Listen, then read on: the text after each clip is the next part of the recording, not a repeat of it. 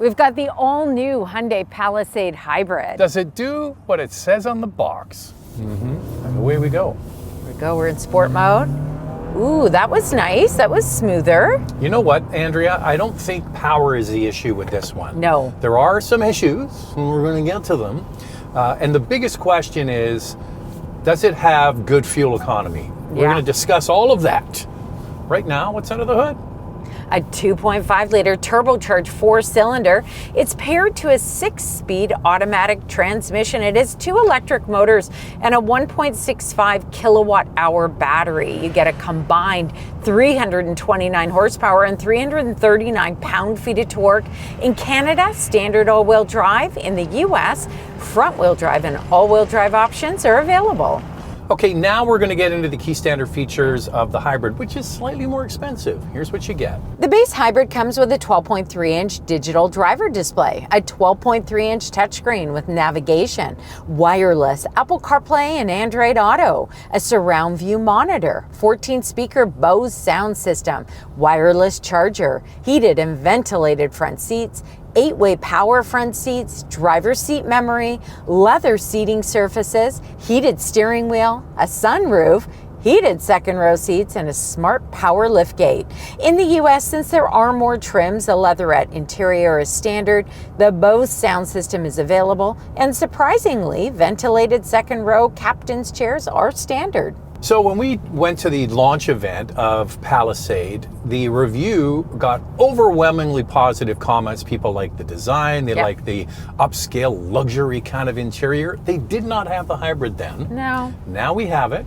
And what's your first impression? If I ran into you at the coffee shop, Andrea, and said, what do you think of that Palisade Hybrid? What would you say? I'm going to say it's smooth, it's quiet. Like the cabin is so well insulated. There's not a lack of power, but it's not going to deliver the fuel economy numbers that I was hoping for. Can I buy you a coffee? You can buy me a coffee, Zach. All right, For so sure. I think that's basically a little summarization, but there's lots more to talk about, so don't click away now. Yeah. It's, as we said off the beginning, does it do what it says on the box? Well, it certainly does. There on the side of the box it says it's got good power, and we would agree with that. And it's very different than what they do over at the Toyota group of vehicles, whether it's luxury in Lexus or Toyota. They have an eCVT often, and they have vehicles that get very good fuel economy, not that inspiring to drive. The exception is the Grand Highlander with the Hybrid Max system, which has a 6-speed automatic transmission as well. I also find, some Toyota's Turbo 4s are a little bit buzzy. You're not going to find that with this Turbo 4. It's very, very well done. What I am finding is, and you'll see off the top, I said, whoa, that was smoother. The reason why I said that, we have it in sport mode, and that's where the difference is when it comes to accelerating. Okay, we're stopped now. Now we're going to go. It's in sport mode. It's in sport mode, but when you put it in eco mode, which is kind of your normal That's your default mode. Yeah, because there's only actually 3 drive modes: sport, eco, and then my drive, which you can customize. So when you're at a stop sign and you really put your foot into it in eco mode, there's a little bit of jerkiness with the transmission. Now, when you're on the highway in eco mode and you're passing, it's no problem with passing power, but there is a slight delay. And I think it's really about the system trying to find the right power, but also smoothness. Yeah, I mean, their number one goal with the hybrid is to eke out the best fuel economy. That's why it's eco mode. So we can kind of forgive it for that. But then if you always pop it in sport, you're not going to get the best fuel economy either. And in our driving this week, it's worse. We're getting worse fuel economy than it says. The best that we got was 8.5 liters per 100 kilometers, which is about 27 miles per gallon. It didn't last long because the minute you pop it into sport mode, it just wants to climb. Well, Andrew, you're getting me excited with all of these different modes. What else can we put it in? Well, you gotta put it in S for subscribing. If you can hit that notification bell, you'll be notified when all of our reviews drop, and then you can watch them. And we do this, the Cup of Car review, twice a week. The first one drops on Wednesday. We put another one out on Saturday. So make sure to like. It's the only thing we really ask is that you subscribe. That's it. We don't ask you to do anything. Okay, Andrea, we have a little more space now, foot to the floor. Now you're in, there's a slight delay, yeah. Just slight though. It's okay. Then you go. It's a family wagon. It really is. I mean, if you think about what it's going to be used for, moving people around, it's totally acceptable. If you're looking for a performance, whatever, they'll sell you a GV80 at Genesis. They certainly will. But I think the positives, really smoothness and that quietness of the cabin. It does a good job with the imperfections. It also has a fabulous turning radius. Like, you can turn this on a dime. This is a big 3-row SUV. And it's easy to drive. Like, easy. you can see the corners because it's square. Yeah. It's easy to drive. Comfortable. Yeah, it's comfortable. It's all of the things the gas has, which is the same look, the same interior, the same kind of posh attitude. It delivers on all of that. It's just only getting slightly better fuel economy. And we've got a question coming up in our hot topic halfway through the show where someone asks, is it, worth it to get this or the gas model when you take a look at the fuel economy? So we're going to get into that. Now, this comes standard with a self-leveling rear suspension. You've got an available front and rear dash cam, and then you've got terrain modes: snow, sand, and mud. And subscribe. Okay, the looks on this, I think, are a home run. The reviews overall from the public who commented on our first 2 videos, people like the look of it. It's got a kind of a Range Rover look. It's upscale. It's leaning into the more polished upscale look. They just revealed the new Telluride, and that is what we've seen traditionally from the last one, which is leaning into the sporty, more rugged, off-roady kind of thing. And you can see the divergence of the 2 brands to capture actually more people. Although I got to say, the Telluride at the back looks a lot more elegant than what I was expecting. I was looking for something with more ruggedness. Yes. Oh, hello. Oh, just a second. Hello.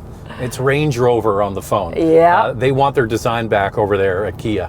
Oh, well, you can say the same for Hyundai. Like, Yeah. this is a beautiful vehicle. I really like the exterior design more so than I like the previous model.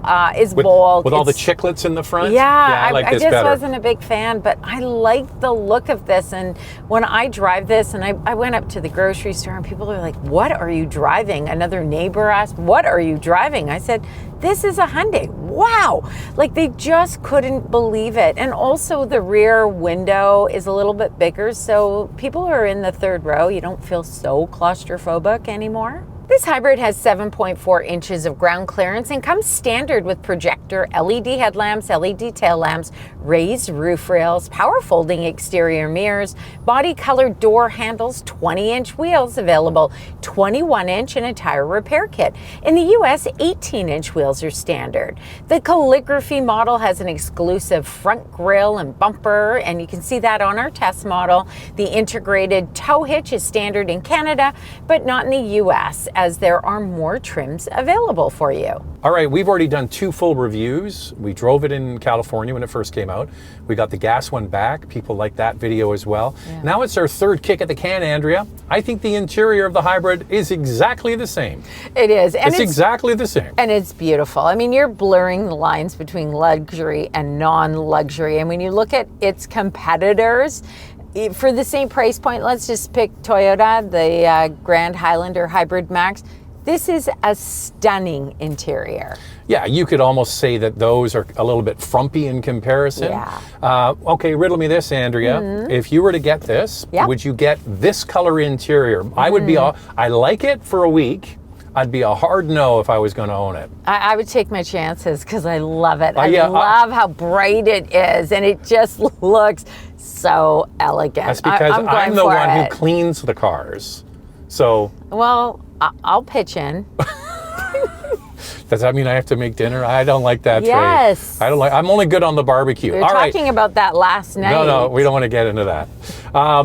They have done a really nice job with integrating new technology and also keeping things that people like. For example, you've got like a big panel in front of me for the speedometer and the infotainment system, but it's recessed inside the dash. Yeah. Doesn't look like it's stuck on. Then you've still got a whole bunch of buttons and switches for all the things you need. I truly believe that the Hyundai Group is doing the best job of high tech and old tech working together to keep people happy. It's what people want. You know, any brand that has gone to putting everything in the screen, people complain. They want the mix of both. It's very modern. The mix of materials in this hybrid are beautiful. Yeah. Like, you've got fabric, you've got like a wood trim. The floating center console provides so much storage. Even this is pretty big. And then you've got your door pockets where they actually have dedicated spots for 2 water bottles, but you could probably throw in a third. You've got also this UVC to clean your your phone. You push the button. Where do you put it anyway? I think it's in here or in there. It's right there. You push the button. Yeah. Oh. And then it's on here. Oh, see? That's a gimmick. How simple is that? It's but UV light to clean your phone. Okay. I like the screens. I do find Hyundai's infotainment system super easy to use, and I think the graphics are really clear. Even when it was raining, the backup camera is not affected, and everything is very clear and crisp. Now in the US, because there are more trims, you get a leatherette interior. This is leather trimmed on our base model in Canada, and then the calligraphy model that we're driving is Napa leather, and it's very beautiful, very comfortable seats, lots of support. Available features include driver's seat ergo motion seat, a head-up display, remote start, park assist, highway driving assist 2, second row relaxation seats, and heated third row seats. Speaking of seats, here's me getting in the second row because this is the top model. It's power operated to move it fore and aft and to recline. Good legroom and good headroom. How does it stack up? The Palisade gets 44.2 inches of front row legroom and 41.4 inches of second row legroom. The power operated tumbling forward second row seat is very slow. You wait and then you get in. It's not that bad to get in. This is a unique product, the only vehicle we can think of that has this feature where the rear seat at the very back actually slides fore and aft and reclines. Third row legroom is 32.1 inches. Lifting up the power liftgate on this model, underneath you have a little bit more storage, and that's where the tire repair kit is held. Cargo space behind the third row is 19.1 cubic feet. Behind the second row, 46.3 cubic feet. And overall cargo space is 86.7 cubic feet. And remember, stick around. We're going to tackle, is it worth it to buy this over the gas model? Right now, questions. Time now for questions, coffee, and cars. Your questions from Instagram. Well done, Hyundai. What a great offering of features for the price.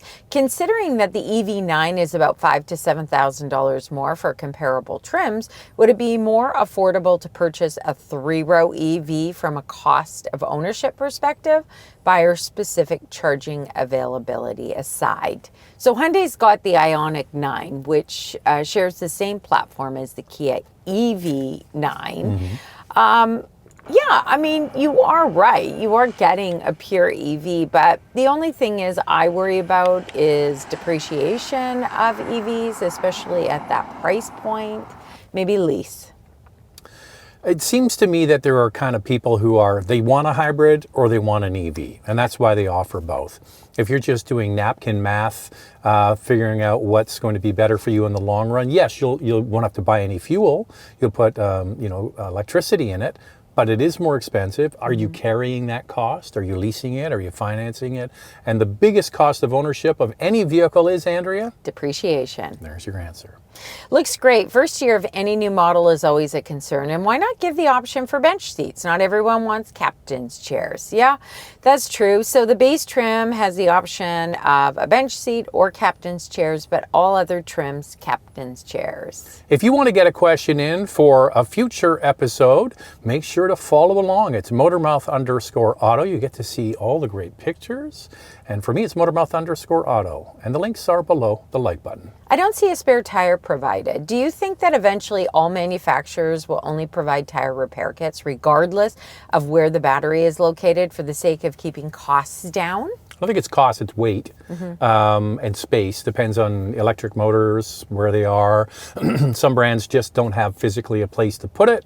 And then they obviously are always fighting weight, but this is a huge vehicle. Listen, I think that if enough people complain, and we talk about it in every episode, maybe they will. And a lot of people say, I don't live in the city, I don't need to worry about it. If you live in the countryside, You want a vehicle with a real spare tire. And some people in the city might say they want a spare tire too.